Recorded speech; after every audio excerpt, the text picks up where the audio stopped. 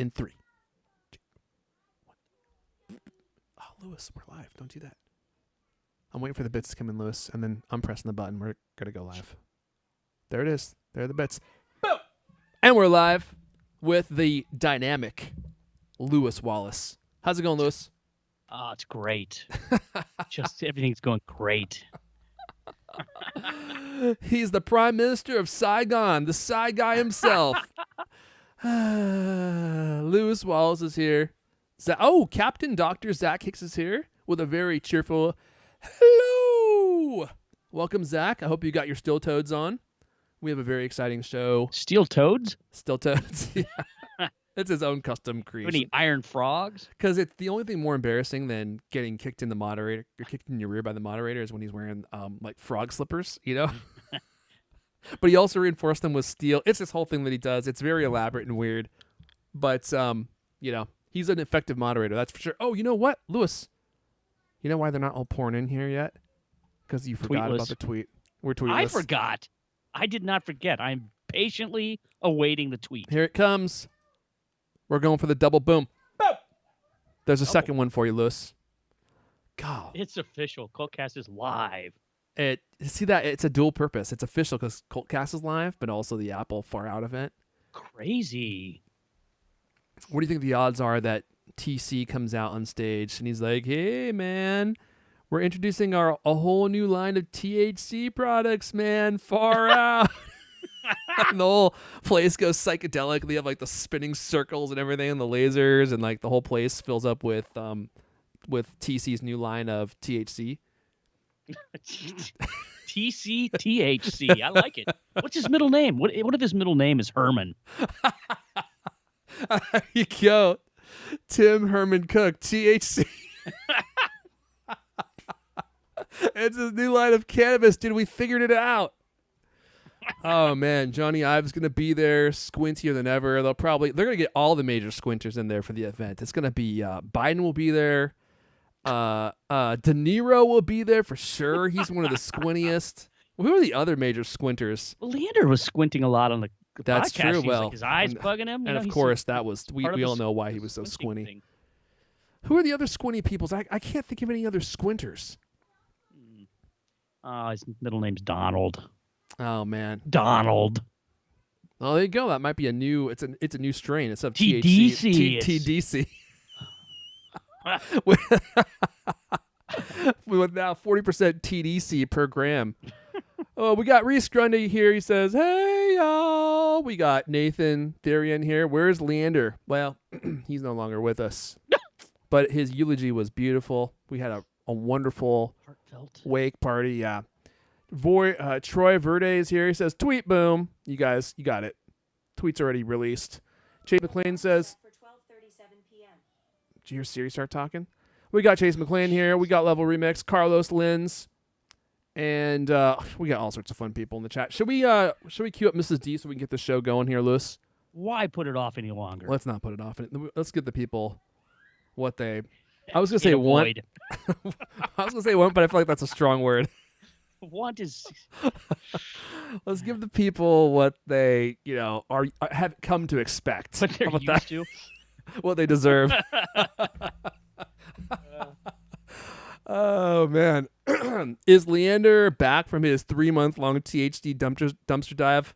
Yeah, I don't know. I wonder how much of that bag he has left. And I literally have not spoken with Leander since he's gone. I wasn't even sure if he was still with us. Lewis claims that he's still among us, but I'm not so sure. I still have conversations with him. I replaced the battery in my scooter the other day, so I'm going to be dropping in at Cult of Mac headquarters and see how bad the hoarding has gotten. Yeah, please do. The stench in there is probably terrible. See if there's anything left in that. What was that? It was like a gallon baggie he had. A gallon? Anything left in that? That was like a 5-gallon bag that he had. He had like a full-on paper bag, didn't he? It was quite large. Well, he had multiple plastic bags that were. Yeah, then the plastic bags filled to the rim. Yeah, that were completely filled. Not with brim. All right, there will be a cloud of haze. Yeah, you'll never even be able to see in there. Like it'll be like walking into a burning building. You're gonna have to crawl out on your hands and knees. I'll be like, look at all that smoke coming out the window. Oh my God, it's on fire. You're gonna call 911 and they'll be like, "What's the address?" And you'll tell them, "They're like, no, sir, no, we get one call a day. It's just Leander Canian's in the building." He's trying to pick the next pope. There's no fire there. At least none that's dangerous. All right, let's let's get ready. Let's go. Let's go live. I mean, this is the best show. What do we got to lose? Well, arguably, more than we think. Let's go ahead and cue up Mrs. You know who? Mrs. D. Hey, Mrs. D, you're sounding very exciting. Oh yes, I had a very sensual smoking session with one Mr. Elkaney. Oh really? You're smoking with him? Oh no, not that. There was a fire in my pants. Oh, God, gross. All right, now, you've finally gone too far. It wasn't me. You keep blaming me for this. She really likes Elkaney. I mean, can you blame her? He is quite a catch. Have you seen him in that full spandex outfit he wears? I know you have. More times than you'd care to admit. I'm trying to forget. I remember the first time I went on a trip with Leander, and he came out of his hotel room in nothing but his tidy whities. I barely knew the guy. Oh, my God. Really? Is this true? Yes, Was this in Vegas? This is in Vegas. That is 100% true. That sounds like something that would happen in Vegas. I think he wished that it stayed in Vegas. That's what they say, but it everyone. doesn't stay in Vegas. It stays burned in your brain. You can't forget those Vegas shenanigans. Not when it's seared into my mind like that is. All right. Let's get this thing going. In 3, 2, 1. Hello, and welcome to CultCast, the best 30-plus minute app conversation you're going to hear all week long. I'm your host, Eric and Elijah. Joining me today, look at him there. He's been cheerfully oiling his collection of horse crops, which he'll be using to keep the Cult of Mac writers well-motivated and typing during Apple's Far Out event. He's the managing editor of Cult of Mac. Lewis Wallace is here. Far out, man. Far out, man. Like I think we're gonna get something special from TC. I think we figured out that Tim Cook's middle name is Herman, and so you might see the Far Out event. Think about what products invoke the feeling of far out, man. Tim Herman Cook, THC, Apple's new product. Fact check. new line of cannabis products. Tim Cook's middle name is not Herman. In fact, it is Donald. Well, according TDC, to even more potent Wikipedia. than THC. TDC, his new strain that he's been cultivating, in his home, and then he brought it to the industrial design team. They perfected it. They packaged it. Was I invited to campus? No, but I'll be sneaking on. You can expect me to be there on campus in my what do they call those things? A tilly suit? Ghillie suit. Ghillie suit, right? Ghillie suit. I'll be there in my ghillie suit and my binoculars, watching from afar. All right, of course, we have a lot of stuff to talk about this episode. Oh, my goodness, so much stuff. I don't even know if we're going to be able to get through it all. There's so many tech stories here to cover. We'll be talking about Apple's September 7th Far Out event. We're going to be taking a look at the invite. Look, I've got it figured out. I say that completely seriously. I think I actually have the invite figured out. So we'll take a look at it, and I'll tell you exactly what you can expect. And we'll also be talking about some new benchmarks with the M2 MacBook Air, some very surprising new benchmarks that officially make it the best Windows PC that you can buy as well. Not just the best Mac, it's also the best Windows PC. We're going to be talking about the most Shazamed songs of all time. I don't know if we should be talking about this, but we're gonna. It's been 20 years since Shazam was invented. Did you know it started as a service where you have to text a song and it would text you back with the name? And we'll talk about all the most Shazamed songs over history. I think some of these may surprise you. And I was surprised by this story because I literally have not touched Shazam since Apple bought it in, I don't know, what year was that? 2013, 2014? I never Shazam songs anymore. Really? Well, but I never hear any music. I just listen to the same stuff that I already like. I've reached that age where I'm like, I don't want to hear anything new anymore. I just want to listen to stuff that I already know. You know what I mean? It's unfortunate. Yeah. Yeah, I've tried to. And I also don't listen to the radio. Like I listen to Spotify. So if I hear something unique, I just look at my phone and there's the name. Oh, you know what I mean? Special. Spotify. Well, isn't that how streaming services work for everyone now? Let's see here. We also had a earth-shattering story this week, which I'm sure many of you have heard, because I know about 200 of you reached out to me on Twitter to let me know that the return of MoviePass is happening. It's a real thing. No one covered this. No one was on this beat better than us. We covered this beat from start to finish. I was in it, And I even said at the time that MoviePass changed their price from it was like $100 a month to like $10 a month or something crazy.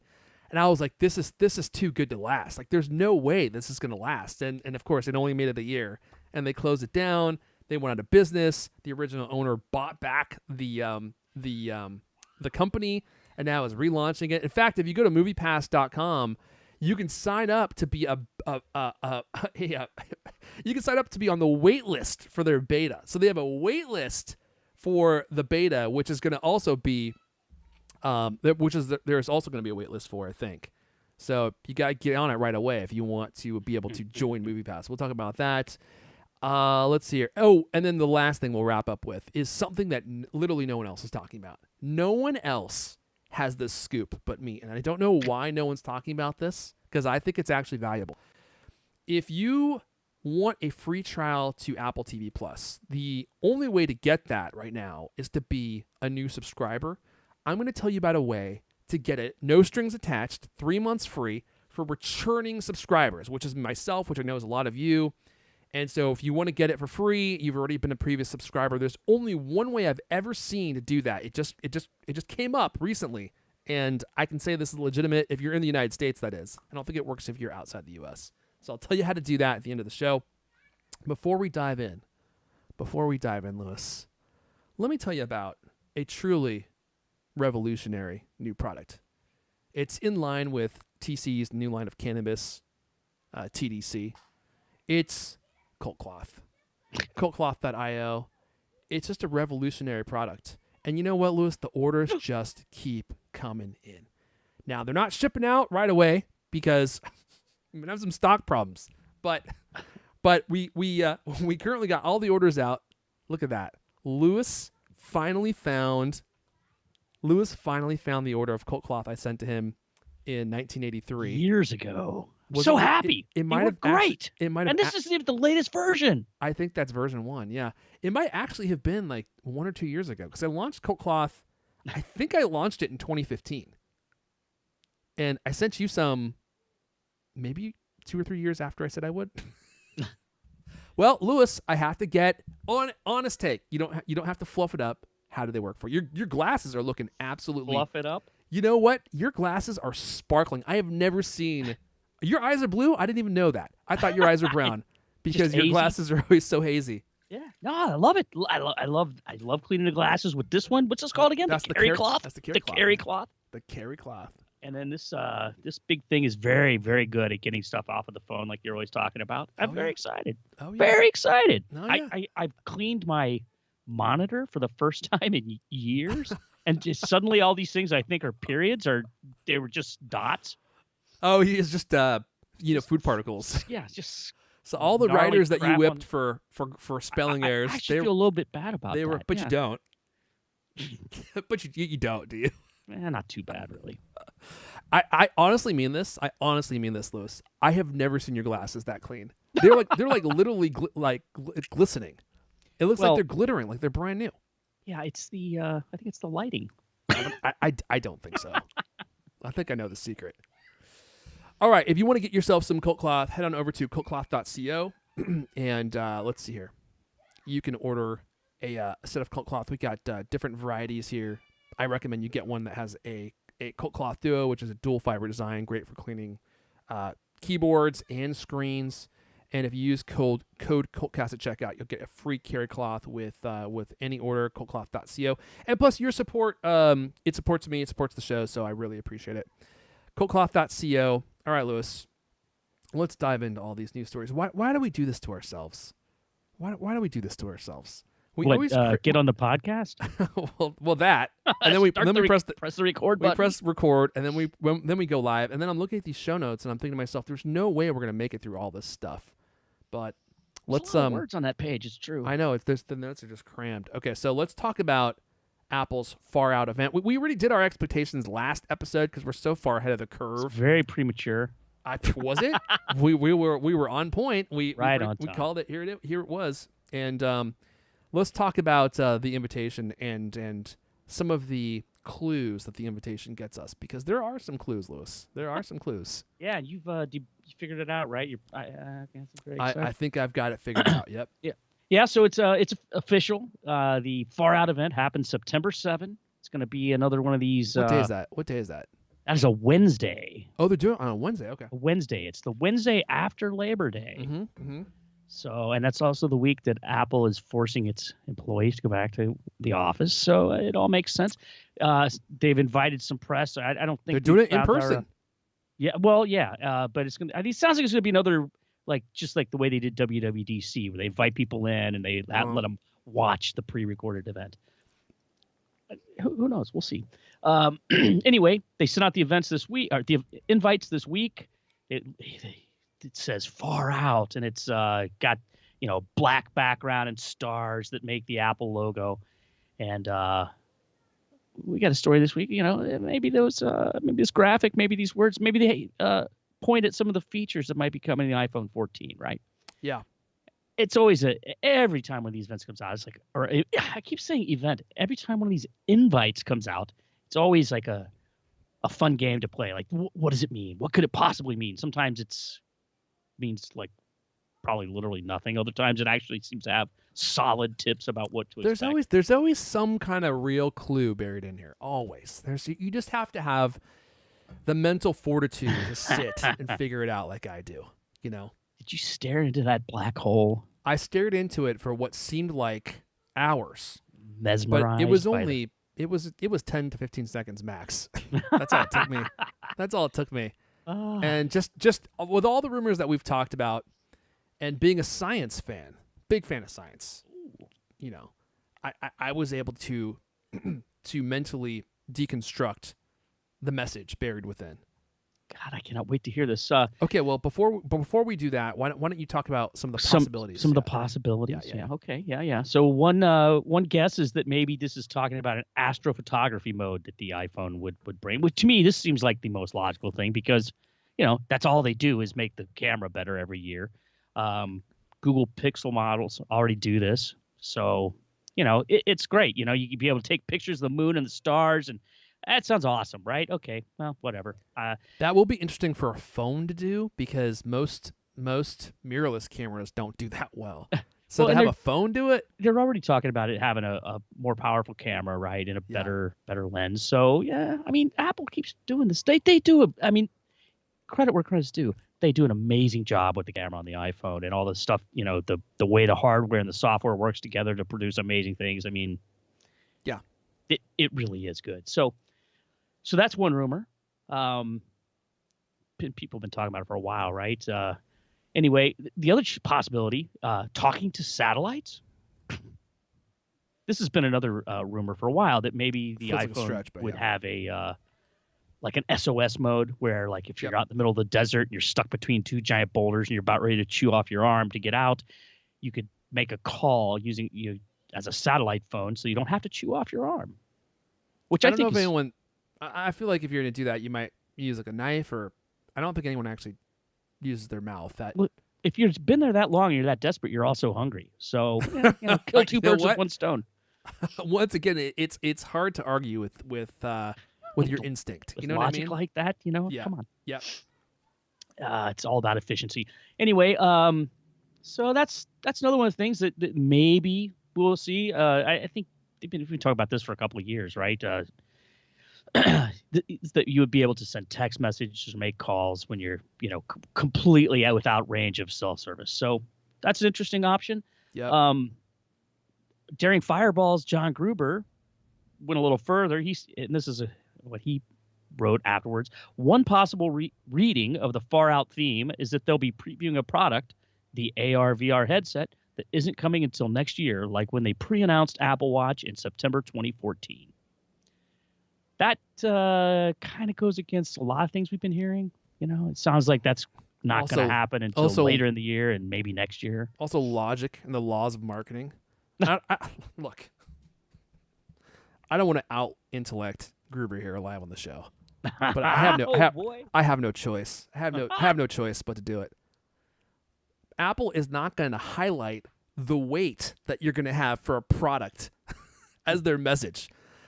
The message is going to be about the product, not about how long you're going to have to wait to get the product. Well, I don't think that that's actually what he was Some other people have said that, like, oh, yeah, whatever. I think what he's talking about is like, it's mind expanding. No, that is not that is You think that. he meant when he by Yeah, you interpret his thing as saying it's far out in advance. We're giving you 6. I don't think that's what he meant. I think he meant this is some far out technology. That's what I think he meant. That's not how I perceived it, because I mean it's technology that exists now in different permutations, right? It's like the Oculus has been around forever, and I know this is going to be virtual reality purely. It's going to be mixed reality, but still, like when you say far out, and then you explicitly say the AR VR headset that isn't coming until next year, like when they pre-announced Apple Watch in September 2014, like he's implying that he means that the invitation is talking about the wait that there's going to be between the announcement and when the product is released. That's how I took it. I would give a more generous reading of that comment. You're more generous than I am, which is surprising because you are brutal with the Cult of Mac writers. There's no generosity there at all. So, okay, let's take a look at the AR version of the invitation, which you can boot up on your iPhone if you wish. This is Greg Wozniak. Joswiak. Oh my gosh, how are those names so similar? That itself is curious. It is peculiar, isn't it? It's very strange that they have had two executives with a name that sounds like Oswiak.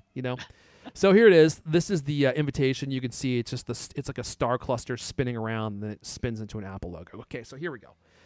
So I think almost certainly this is going to mean that there's going to be an astrophotography mode in the iPhone, but not just because that's the rumor, because also if you know anything about like the James Webb Space Telescope that they just launched, or the Hubble, those things are ultra high megapixel cameras, which allow you to really zoom in on stars and clusters and stuff. So I think that the high megapixel count that we're expecting on the front-facing camera, the 42 megapixels, which is insane for a phone camera, in my opinion. I know there's others that are higher, but for an iPhone that's going from 12 to 42, that's a pretty big increase. And when you have high megapixels like that, it literally allows you to zoom in through time, like they do at the beginning of Contact. Did you ever see that movie? Zoom in through time. Yes, it allows you to zoom through time. So, like, do you remember in Contact? If you haven't seen it, it's a great movie, sci-fi movie.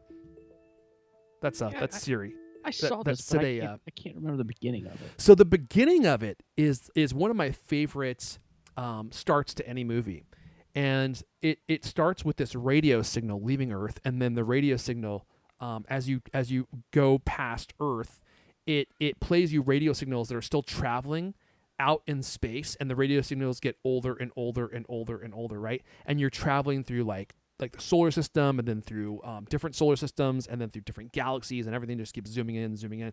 And that's kind of what the James Webb Space Telescope and the Hubble allowed you to do, because they're so high megapixel that you can zoom in, and you can take a little blip on a large picture and zoom it in, and you can see all like the galaxies and everything that exist in that tiny little square on the image, because it's so high megapixel. And as you're zooming out, the galaxies that are in the foreground zoom past you, because you're making the image larger and you're focusing in on a smaller portion of it.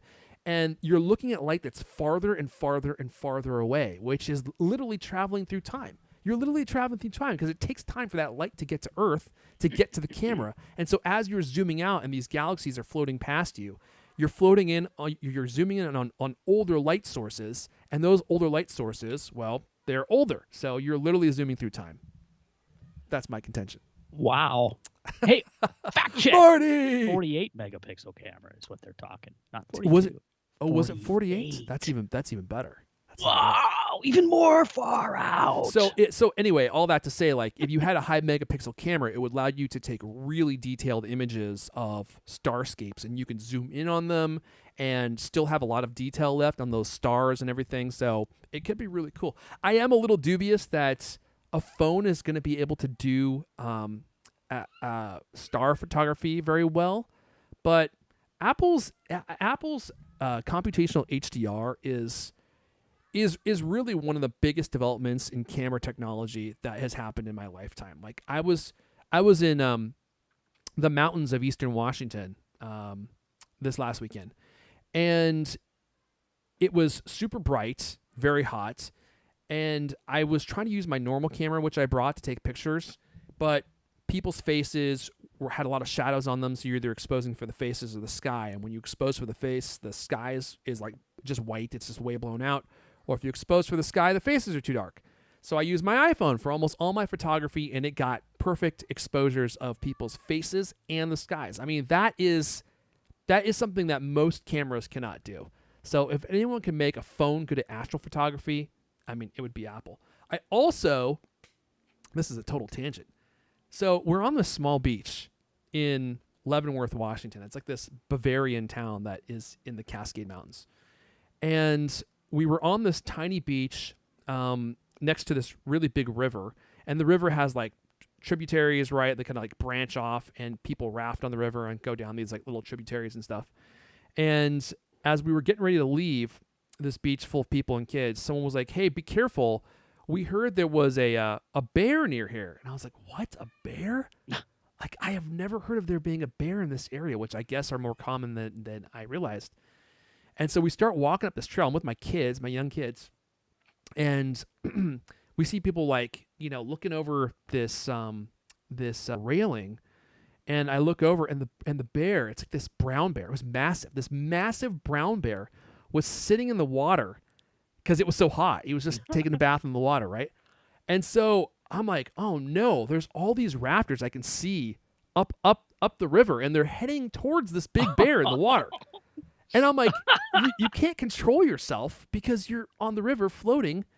And eventually these people in the rafts realize that there's a bear in the water, and they all start like jumping off the rafts, like trying to get away, trying to get to shore, but the shore is covered in like heavy brush, and like there's high banks and stuff. Like they can't necessarily, so they're all like hanging on. So I'm like, we got to do something. And the only thing I can think to do is to call 911. So I call 911, and this lady answers. She's like, "Hello, 911," and I'm like, "Yeah. So this is an emergency, but it might turn into an emergency. There's a giant brown bear sitting in the river, and this area is very well known for rafters. Like, there's a company that will take you upstream and then just drop you off, and then you float down the river, and then they pick you up, and you can do it over and over again. Right? It's a really cool float. I've done it before." And I was like, "There's just people. There are people floating down this river, and they're floating towards this giant brown bear." And this lady, she was completely unimpressed. She didn't seem to care at all. She's like, "Well, sir, I'm sure eventually they'll realize there's a bear in the water, and let's hope they don't interact with it." And I'm like, "Interact with it? Lady, they're floating down a river towards a bear."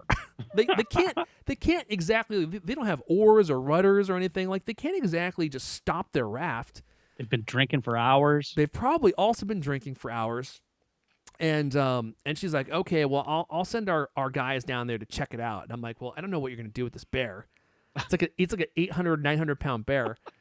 And so meanwhile, people are like trying to escape the river, and then eventually, after like probably 45 minutes, the bear gets tired of being in the river, and then he moseys on over to like this small island that's in the middle of this river, between the river and the tributary. And there's only like, I think, one bridge that takes you there, and like people walk around this island. And it was at that point where I was like, there's nothing else I can do. We've already tried to warn them, so we decided to leave. And I didn't read any stories about bear maulings that day, so maybe they got the bear out of there. But that was crazy, man. But I used my iPhone to take a picture of him because I zoomed way in.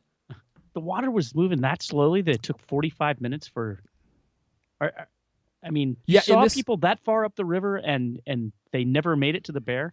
Well, they stopped. Once they got close enough to see him, they all just started jumping off their rafts and like swimming against the current towards the shore. But like, they have kids and stuff on these rafts. Like there's all sorts of people that sit on these rafts. And thankfully the bear left before the next wave came down, because sometimes there's like waves of 50, 60 people that come down the river in these rafts. It's crazy. Wow. And this bear was going to get a snack for himself. He tried to do the right thing, and they didn't listen to you. Didn't care, man. She Maybe it happens like every third day. I don't think it happens that often, but she clearly has heard this story before. She could not have been more disinterested in the bear eating these people. Maybe she just said, "Well, it'll sort itself out." That was the smart ones will make it. That was essentially her position.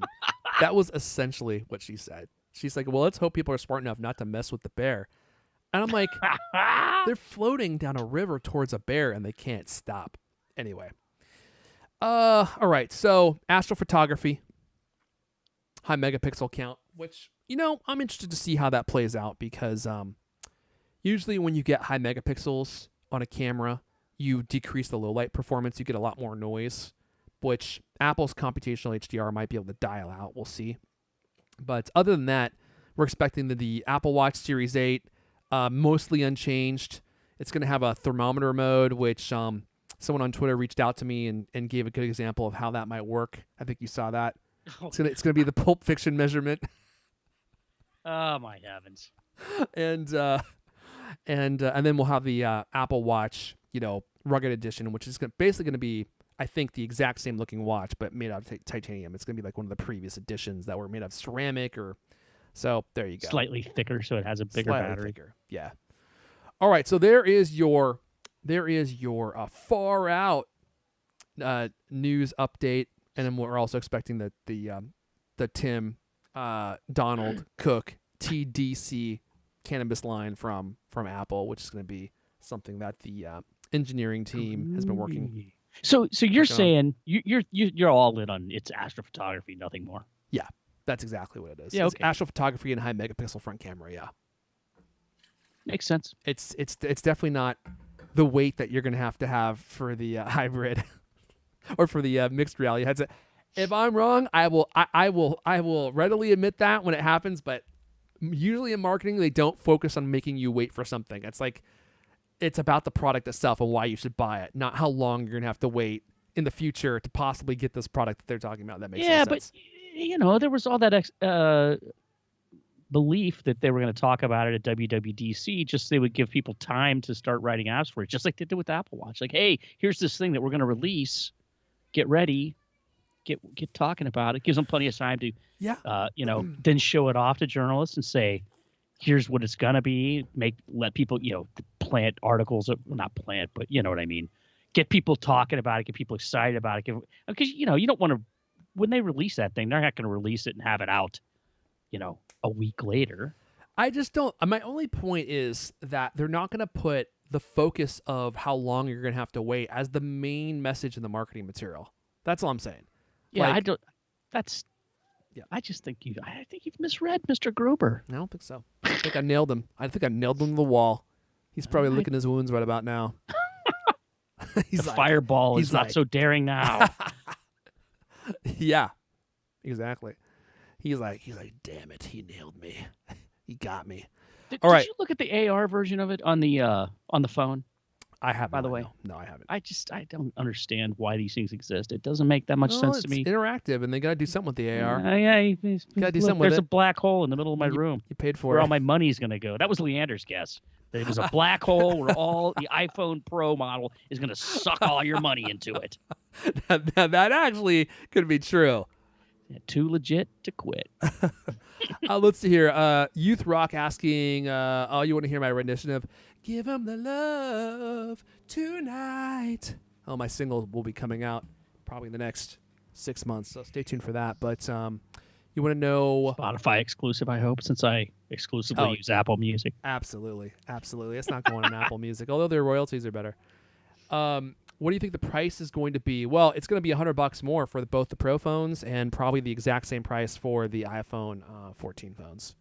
So that's what everybody is saying. But the one thing I haven't heard people talk about is like how much they're going to charge for the bigger iPhone, right? Because now they got a mini and a regular iPhone. Yep. And so I bet you the regular iPhone will be the same or very close to the same price it is now. It'll probably be like $50 more, maybe.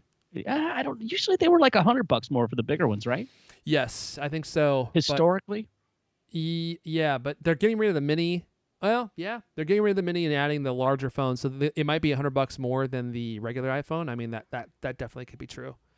But that's my guess. Is the storage going to stay the same? Yeah, most likely. I think the storage is going to stay the same. Yeah, Apple's pretty stingy with that storage. You guys all know that. they're not handing out storage upgrades because that's how they get you. That's always how they get you. It's like, oh, you want another terabyte of SSD? It's like, okay, well, that's not going to come cheap. It's going to be $650. Something crazy. To be able to store that video that we just enabled you to shoot? Yeah, that 8K video. I hope I'm wrong, but I fear that I'm not. All right, let's just cruise through this next story real fast. I don't want to linger here too long, but I thought this was a really interesting story. Shout out to MaxTech for making more great videos. M2 fast. The M2 is too fast, and faster than its comparable Windows laptop.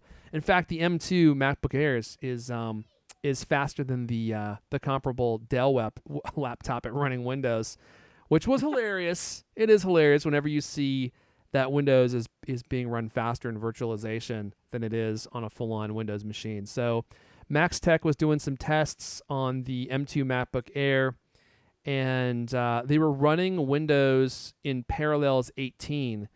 And in the unplugged test, so these are not plugged into the wall, the M2 MacBook Air got a score of 1681 in single core test and 7260 on multi-core. And the Dell XPS Plus, which is actually more expensive, but like the comparable Windows laptop, got, what is this, like 30% worse of a score? It got an 1182 on single core and a 5476 on multi-core on the same unplugged tests. It did do better when you plugged it in, and I think it might actually beat the M2 MacBook Air. Let's see if I can find the score.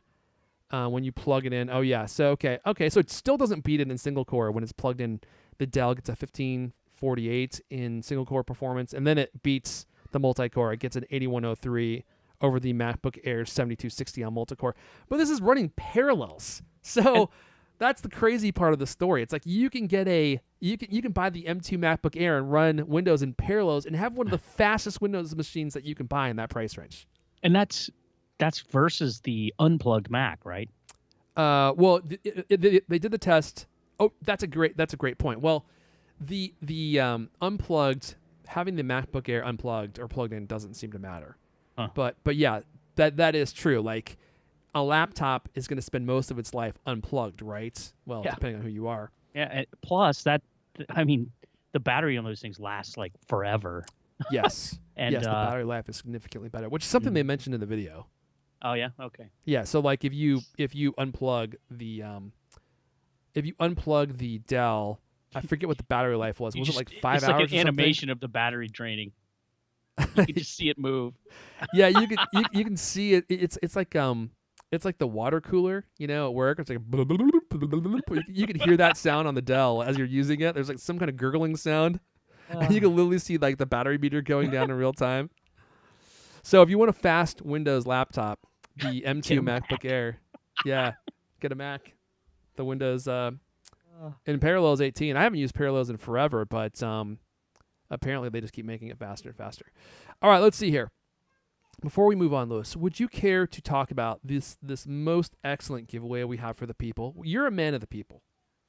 You got a great giveaway for them, don't you? We just love giving away stuff. We're like the U.S. government. Give it away. We're giving away 2 sets of Bucardo Apple Watch accessories this week. You can get a Bucardo Apple Pocket Watch, which is really a pretty cool looking thing. I mean, it's weird in that you don't get to use any of the heart monitor and stuff like that. But still use the temperature monitor though. That will. Oh jeez. And you have a way to get it out. Oh my God. Yeah, that's Pulp Fiction was a great movie. The other thing in this bundle is the Bucardo Sports Band, and that thing's more like a wristband that your Apple Watch goes on, and it of course, since it's aimed at sports and it's aimed at workouts and things, it does allow you to use all the fitness stuff because it's got like a cutout on the back, so the watch can make contact with your skin. Anyway, so these 2 things together retail for $189. We're giving away 2 bundles of 2. As with all of our giveaways, easy to sign up. Just go to the Cult of Mac homepage, scroll down to the giveaway section, click on that link, and multiple ways to enter. You can sign up for our newsletter. You can sign up for Bucardo's newsletter. You can go visit us on I don't even know what all the options are this week. It kind of changes from week to week, but you just rack up as many entries as you can.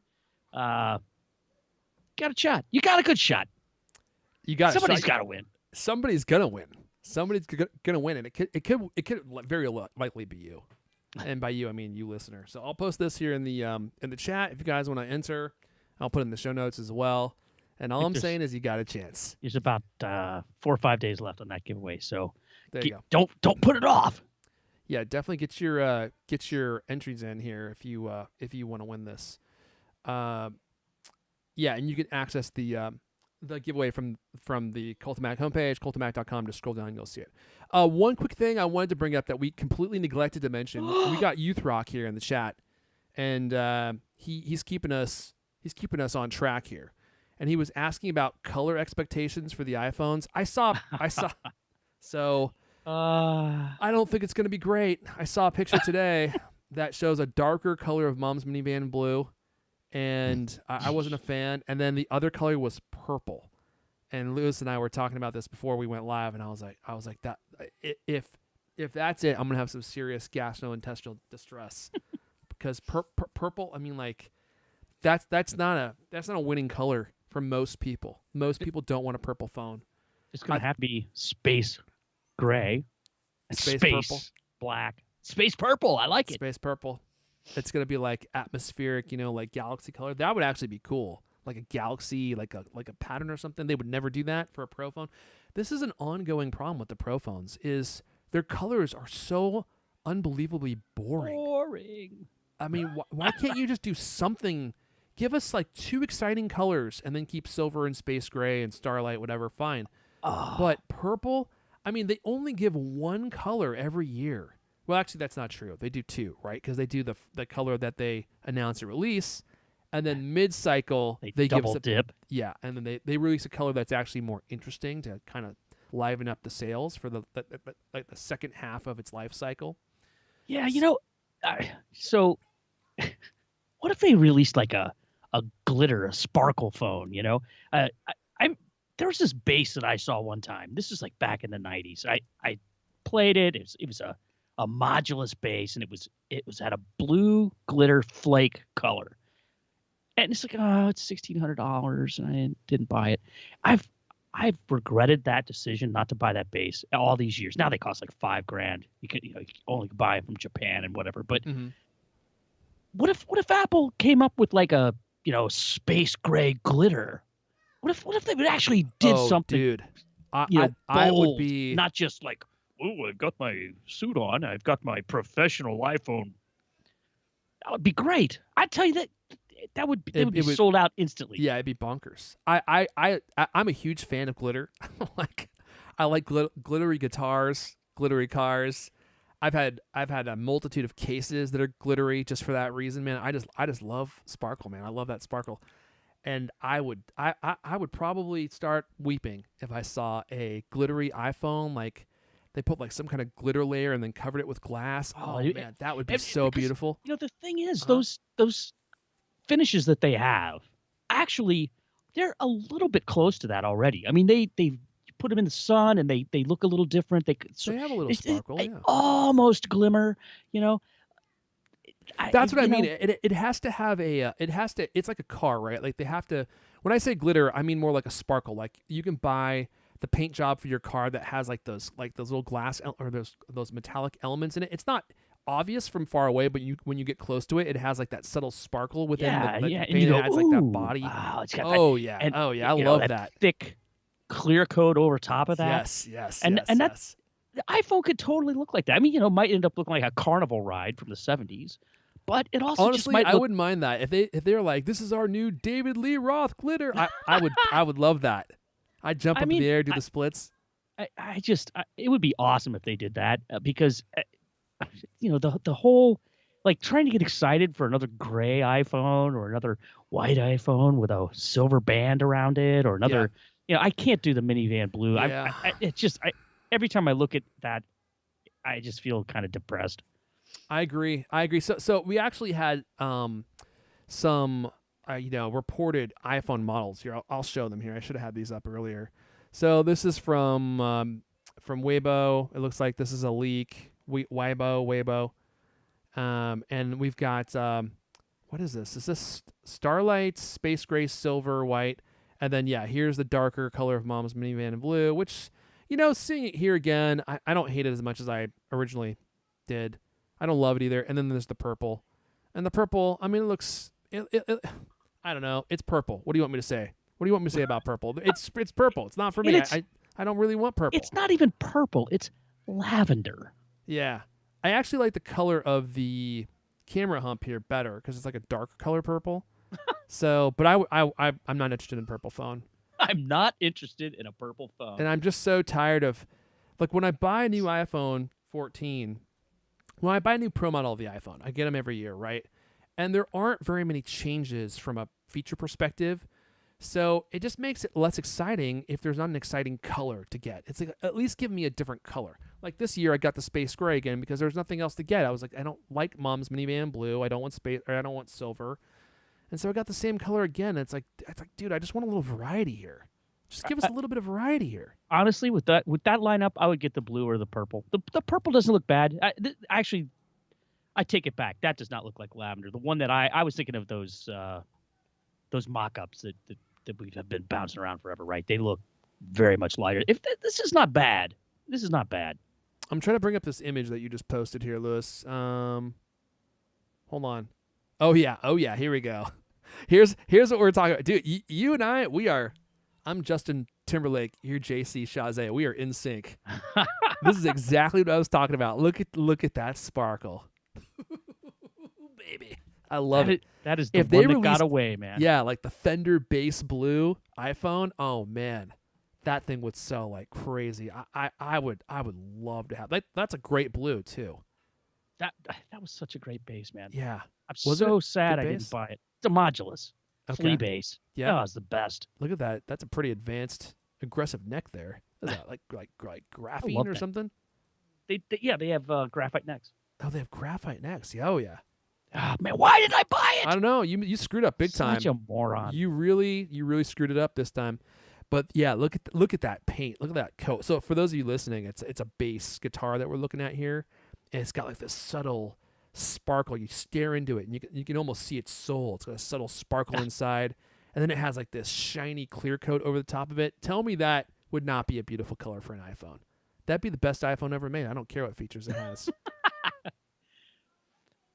I totally think people would go for it, man. I mean, if they keep pitching this to, movie directors and creatives, and then they say, here's your, bland, boring, beige iPhone, all the, visual impact of khakis. Oh man, I feel like we're only like 1 or 2 generations away from Tim Cook saying, "All right, and our new color is khaki, y'all." Oh, jeez. And he's gonna release a khaki colored iPhone. I'm switching to Android. Mark my words. Crisp linen. If That's that ever happens. See now, look at this one, Lewis. This is a let's see here. This is a dark, like a burnt orange glitter. Can you see that yet on the stream? Now that's what I'm talking about right there. Yeah. Like that is a beautiful color right there. And they could take that kind of effect and make it look awesome. I'm convinced of it because they do it already. I mean, it's this close to being that way. It's just too subtle. Yeah. You know what I would love to see them do? They would probably never do this. But let's see here. Actually, maybe they would do this. Like custom, let me see. Yes, okay. So for those of you that are video game fans, one of my favorite things about Xbox is the Xbox Design Lab. And you can basically design your own custom controller. And I don't think that you can choose from any color or pattern that you want, but they give you a selection of colors that you can choose from and a selection of areas that you can custom control or custom design on the controller. And so you can literally control, so you have your like these set patterns. Like this is what they need to do. They need to make iPhone fully customizable. So you can come in and every year they have like a palette of colors, a palette of patterns that you can choose from. And then you can design what the colors of parts of your iPhone are. I think that would be pretty cool. Even if it was just the back. And you could come in and like specify exactly what colors you want to be there, like different finishes. They can even do it like car companies do, where they upcharge you for certain finishes. Like if you want the glitter effect, it's an extra $50 or yeah. something. Like people would pay for that.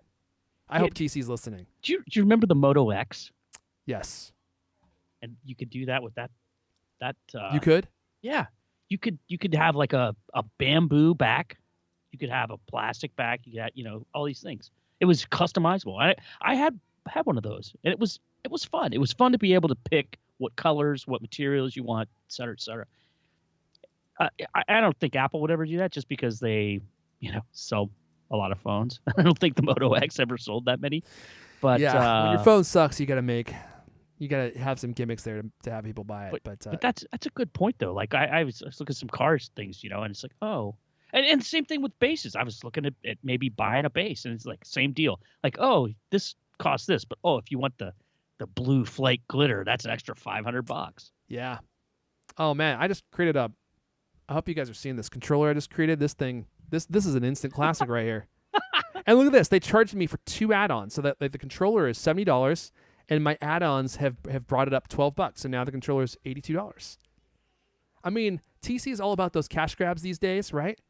This is a perfect cash grab for them. Custom designed iPhone. And again, they retain control over the look of it because they're the ones choosing all the finishes and all the colors, right? So your iPhone's going to be beautiful no matter what you select because they're going to be controlling all the combinations of stuff. Because what they don't want is to have an ugly iPhone floating out there, which I get because it dilutes your brand, right? But it's a very personal. It's a lot like a controller in a way. It's a very personal item. Why not give you the ability to customize it and make it uniquely yours? You know what I'm saying? I love it. All right, I'm sending that in an email along with a link to Xbox Design Lab to Tim Cook. I doubt he's ever touched a video game. I can't wait to hear his response. Oh, he's gonna be all over it. He's gonna be all over it. Okay, shall we move on, Lewis? We gotta. Dare we? We gotta. Oh my gosh, we have so much stuff to talk about still. Wow, we doubled back. That wasn't even really a tangent. It was a reversal and a retrack. Yeah, it was definitely a huge traversal into nonsense that set us way far back. So let's just talk about this Shazam story real fast. I don't know if people even care about Shazam, but it was a popular story this week, and some of the tidbits here about Shazam were things I didn't know. So I thought, like, oh shoot, like first of all, like Shazam still exists, and then oh wow, it's actually still really popular. I guess people are using it. Yeah, I mean, my first thought when I saw that was like, oh, Shazam turns 20, and Apple puts out a big press release, right? I'm like, what? The iPhone isn't even 20. So how did that happen? Right. And so it's interesting. I mean, I didn't know this. Shazam started back in August 2002 as a text message service based in the UK. And you would identify songs by dialing 2580 on your phone and holding it up as the song played. Then you get a good idea, actually. Get an SMS message telling what the song title is and name of the artist. And I mean, I can vividly remember the first time I used Shazam, listening to this, and I'm like, wow, it was so fast and so accurate. It seemed astonishing to me at the time. Yeah. And Shazam launched in July 2008 on the App Store for the iPhone, Android version later that year. Came to Apple Watch in 2015, and then in September of 2018, Shazam bought Apple. And the amazing thing Apple is, bought Shazam. Yeah, sorry. Whoops. I mean, I know they're successful, but I didn't think they were that successful. Not that successful. Yeah. So Apple bought Shazam, and the amazing thing is, Apple successfully integrated into the iOS and the watch, and it works at least as good as it ever did. It still works great. It's easier to get to. Everything else. I still use it weekly. I'd say. I'm out on what? Songs. I know, but that's the thing. Like, it seems like Shazam was important during a certain era when people were listening to radio, and you're like, "Hey, what song is this?" You have no idea. Or you're in a store or something. It's like in this era where everyone streams everything and no one's going to stores. Well, it's like, what are you Shazamming? See, when I use it, it's when I'm out playing darts and a song comes on the jukebox because they still do have jukeboxes. Yep. Okay. And so yeah, turn it on, boom, boom, boom. There it is. Oh, there's that song, and it creates a playlist of the things that you've Shazammed, and you can listen to them later if you want. I don't know. I think it's great, and I'm thrilled that Apple didn't somehow buy Shazam and muck it up, or worse yet, which happens with a lot of these companies. They have a interesting product, somebody buys it up. Facebook, for instance. 2 years later, no development. They lose interest. They shut it down, and you're like, why? Why did you shut down that great thing, you morons? Or they ruin it. They ruin it. Yeah. But Apple I feel like that's happening with Twitch right now. Like Amazon bought Twitch, and it feels like Twitch is maybe not going to be around 5 years from now. Another streaming competitor, Mixer. Oh man, Mixer. Microsoft. So there was this really cool young streaming company called Beam. Cool brand, youthful brand. Microsoft gets it. They buy it. And they immediately changed the name to Mixer, which was one of the worst names you could possibly pick. It's like, let me guess. No E. I don't know if it had an E. I think it actually did have an E. Oh. And it just like from a brand perspective, like not youthful, not cool. And as soon as they changed the name to Mixer, I was like, this is the end of Beam. They just killed it. Like a brand is that important. If you don't have something that is cool and feels young and vibrant in the streaming community, like you are done. And I think maybe within 3 years, it was they shuttered it. And I was like, why? It was because of the brand name. They changed. They should never have changed. They may have they may have had some trademark issues. I heard that's maybe why they changed the name. But Mixer, oh, it sounds like Folgers. It's like there's just nothing cool or special or Folgers. It's Mountain Grove. It's got the full aroma in the morning. I mean, they have like I can't remember. They used to have the little crystals, and they had names for them. Mountain crystals or something. It's Folgers taste crystals, isn't it? I don't remember. Made of 100% carcinogens. Don't sue me. I'm just joking. Now with glitter. Now there's a product that can use some glitter. You drink it, and it's like, and then all your poops after that are unicorn poops. It's like, geez. That'd be actually a pretty cool product. I actually thought that would be funny to do. Is get some like edible glitter and then poop in my own yard and tell my kids that a unicorn had been there. Oh my God! I didn't do it, but I did think that would do be that like in San Francisco, and you might win some kind of civic award. You see that on every corner. Well, sans the glitter anyway. Yeah. Oh. We're going to talk about more of these milestones. I mean, sure. So we just have to tell people about the most Shazam songs because we teased that earlier. So we definitely have to tell them that. This was amazing though. June 2021, 1 billion Shazams per month. May 2022, 2 billion lifetime installs. 2 billion. I mean, how many people are on the planet? 8 billion. That's a pretty big chunk. Yeah. August 2022, Apple celebrates 20 years of music discovery and hits 70 billion all-time Shazams. 70 billion. That's wild. Shazam. That was the thing that surprised me. I'm like, there are clearly like a group of people who use Shazam all the time. It's not me, but I understand what you're saying. Like, I mean, usually I know what it. Like I don't have to ask because it's playing on my phone or playing on my HomePod. But yeah, if you get out in the real world and hear some music, it can be very helpful.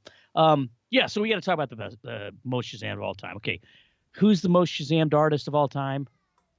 Not a fan. Drake.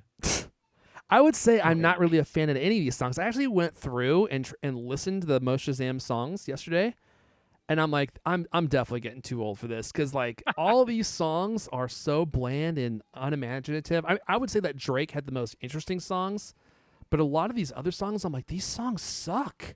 Yeah, I actually went and listened to Dance Monkey by Tones and I, Me the most too. Shazam song ever with more than 41 million Shazams. I listened to some of the BTS music, and I was like, these songs suck. I said I listened to it. I meant I listened to a little bit of it. Yeah, well, that's what I meant too. Quickly. I made it like 20 seconds in, and I was like, I can't do it. I can't do it. Yeah.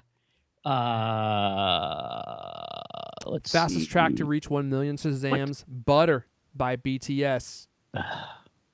It's a song about butter. It's a song about butter, Lewis. I'm getting old. Is it? I've never listened literally to that. is. I listened to it, and I was like, this song's not good. But Does apparently it wasn't made for me. Popcorn come into play? I didn't listen to the whole thing. Because I mean, they sing about waffles and pancakes and toast. So Are you kidding No. me? I'm sure. I'm sure it was some kind of euphemism for something else, but I wasn't picking up. I wasn't picking up the message. And the thing about it that I didn't like is it just sounded like every other radio song that I'd ever heard. There was just nothing about it that I found to be catchy that I was singing later, you know? Probably created by an AI. I mean, AI is getting pretty good. Have you seen like those AI art generation tools they have now? Yeah, it's getting creepy. I mean, it's able to create some really wild stuff. Talk about a tangent. We shouldn't even go down this rabbit hole. Tim Cook smoking dope on a glitter iPhone. Now there's a piece. There's a what do they call it? A non-fungible token I would buy. That's the only one I would be interested in. No, usually I prefer my tokens to be fungible, but that one I wouldn't mind if it was non-fungible. Anything else about this story? Or should we move on? Let's just move on, Lewis. Nothing else here. Yeah, I think we've hit the high points. Yeah, all right. I'm just glad to see it's still going, man. Yeah, I'm glad to see they didn't screw it up. Kudos for not screwing up Shazam. Speaking of screwing up, let's talk about MoviePass, nice Lewis. Segue. There you go. Oh man, the saga of MoviePass is a gift from the gods. It just keeps coming back every time I see this story spring back from the ashes. The theme song to The Never Ending Story comes to my mind. You ever seen that movie? The Never Ending Story, do do do do do do, because that's what this is.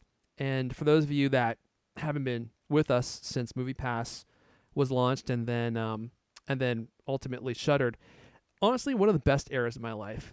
I love movies, and when MoviePass came out, it was an era where I had some free time, and I mean, man, it was incredible. Like, MoviePass had been around forever, but it was really expensive. It was like, I think $99 a month, honestly, in some markets, and it will allow you to see unlimited movies, right? And then the company was purchased by this other company called Helios, I think. I forget the name of it. Let me see. Oh, it's not in this story. Let me see if I have it here. Oh, yeah, maybe here. So let's see here. Yeah, so this is a Harmony. Maybe Harmony. Oh, no, that's the stock. That's the stock acronym. It's Helios and Matheson bought MoviePass, and then they changed the pricing structure. And they made it $10 a month. And when they did that for unlimited movies, I was like, there's no way this is going to last. Like how are you possibly going to make money selling people a subscription for $10 where if they use it once, you've lost money and you're expecting them to use it, you could let them use it an unlimited amount of times. But it was awesome, man. Like, I went to the movies every weekend. I saw the same movies over and over and over and over again. And in the meantime, I was racking up rewards at the movie theater. So I was getting like free popcorns and all this stuff. I mean, I was living like a king. And a lot of people were doing the same thing. And some people were like abusing it. Like, I read one story about a guy who he had just taken a red-eye flight somewhere. And when he got there, he went to the movies, put in earplugs, and took a nap because he wanted to nap somewhere that was air-conditioned. I mean, this is the kind of stuff that was happening with MoviePass. They made it a year. And then ultimately they shuttered because let's see here. According to the story, let me see if I could find this. Oh, it's not in this story. The founders, yeah, here we go. Under the leadership of what's it called? Helios and Matheson, CEO Ted Farnsworth and new MoviePass CEO Mitch Lowe, the company launched a $10 a month subscription price to see a movie a day. Within 2 days, subscriptions went from 20,000 to 100,000. I was in that front wave. I was telling you all, remember? I was telling you all, like, you got to get aboard. This is not going to last long. In less than a year, MoviePass had over 3 million subscribers. With Farnsworth and Lowe at the helm, MoviePass blew through hundreds of millions of dollars. And Spikes, he was the founder, who said he'd raised concerns about the sustainability of a $10 price point, you think, was fired in 2018. Helios and Matheson was delisted from NASDAQ in 2019, and both MoviePass and Helios and Matheson filed for bankruptcy a year later in 2020.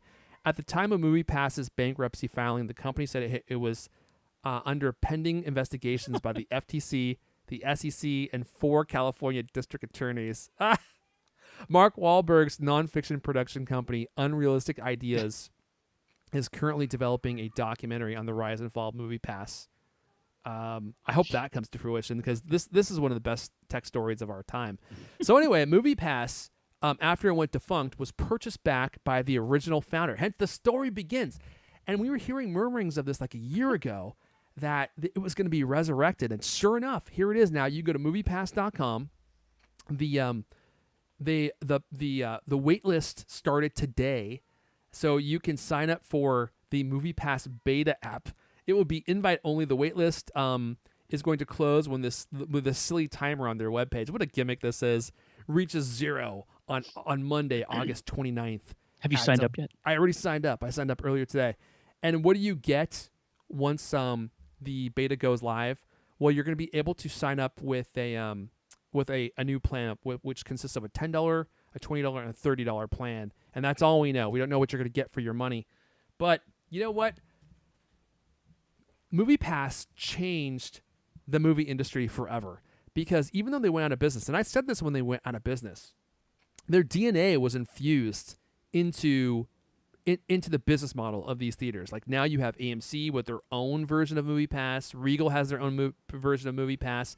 And then COVID happened, which really motivated these movie theaters to push their subscription plans. And I think it has allowed MoviePass to be resurrected, because now MoviePass is saying they have partnerships with 25% of theaters, which is something that they couldn't get before. That's what they were going for. They were hoping they would be able to build up a big user base that was spending a lot of money at these theaters, and then work out a partnership, a deal with the theaters, and say, hey, we have all this money we're dumping into you. You should cut us a break on the price of the tickets.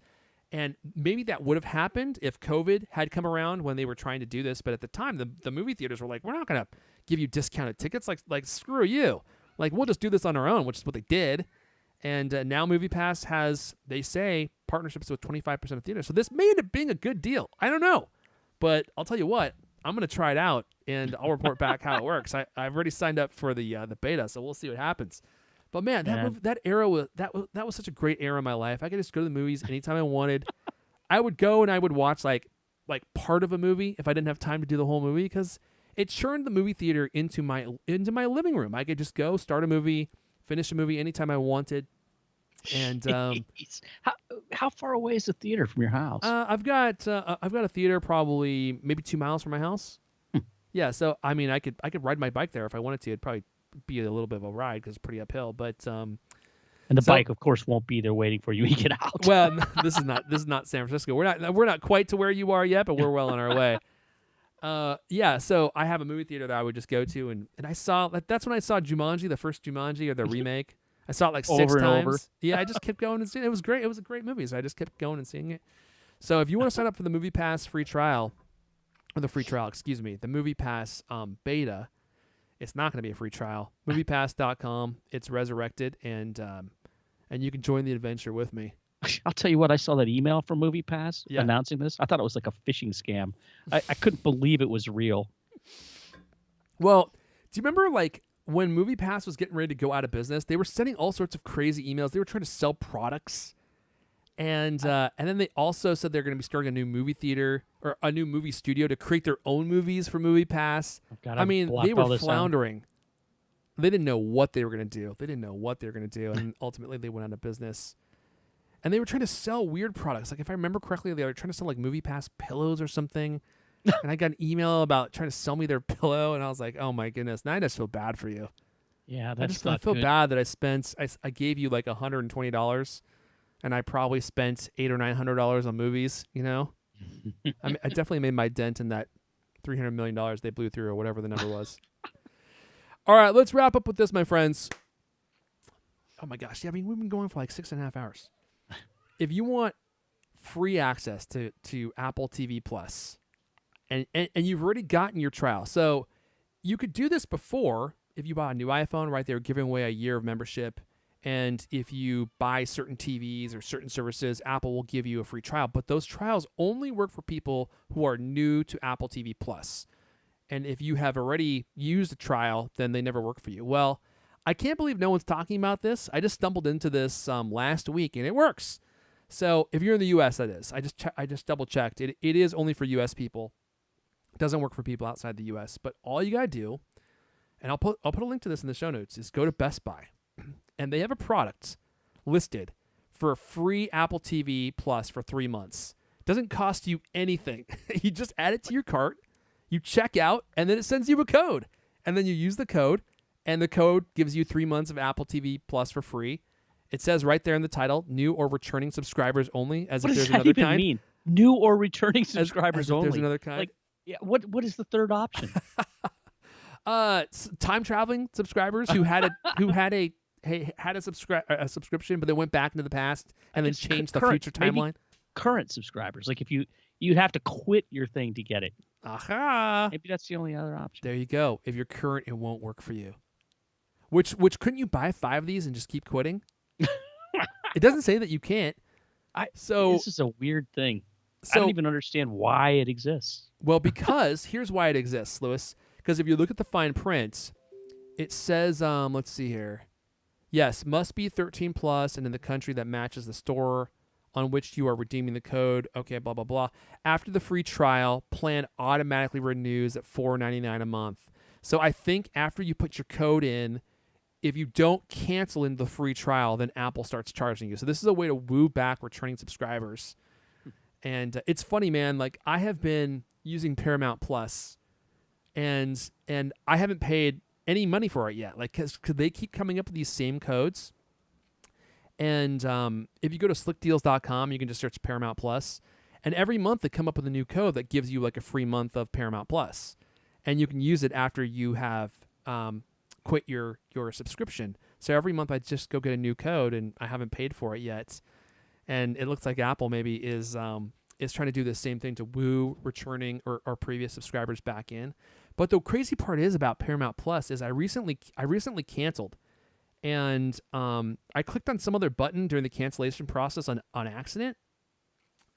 And then when I went back into my accounts, a little while later, it said that I wasn't canceled. And I was like, oh no, they didn't cancel me, but I had an email that said I was canceled.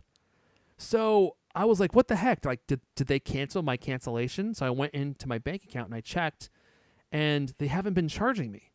So I still have access to Paramount Plus. They're not charging me. And so I went back into my account, and it says that I'm still subscribed. So I was like, okay, let me try to cancel again. And when I try to cancel again, I get an error message. So I'm like, did I figure out like the secret hack on how to get free Paramount Plus into perpetuity? Because they're giving it to me. I'm not paying for it, and they won't let me cancel. So I'm like, what am I supposed to do here? I'm not going to like call customer service and try to explain this to some customer service representative. So I'm going to just wait till they fix it, which who knows how long that will be. That's another tangent. That has nothing to do with Apple TV Plus. But if you want Apple TV Plus, I'll put a link to this in the show notes, or just go to bestbuy.com and search Apple TV Plus. So now I get to catch up on season 2 of C, which I haven't watched yet since. I wonder why they did it through Best Buy. I don't know, man. Such an odd. Like I've said, I've never seen anything like this, and it's so bizarre because you go to Best Buy's website and the price just says free, and you add it new and returning subscribers only, and then you add it to your cart, and then you check out. You don't pay anything, and then it just emails you a code. So I guess Best Buy gets your name and email address. Well, That's I already have for them. They already, yeah. I guess if you don't have a Best Buy account already, but I mean, I already have a Best Buy account, so they're not getting anything from me. So this must be a partnership with Apple to woo people back into Apple TV Plus. Competition's fierce. A lot of people are giving out free subscriptions these days. HBO Max, I get it for free through AT&T now. I don't even pay for it anymore. They're constantly doing sales on HBO Max. Yeah. The only ones not doing sales are Netflix, which are bleeding subscribers, and because everybody's getting for the good deals. I got to say, $0 is a pretty good deal on Apple TV. I mean, for 3 months for free, what are you gonna do? You can go watch Tiny World and Ted Lasso, and I have absolutely zero interest in Ted Lasso. Like, it doesn't look interesting to me in the slightest. I like the first season of it. You do? Yeah. Okay. For All Mankind was one of the most boring shows I'd ever watched in my entire life.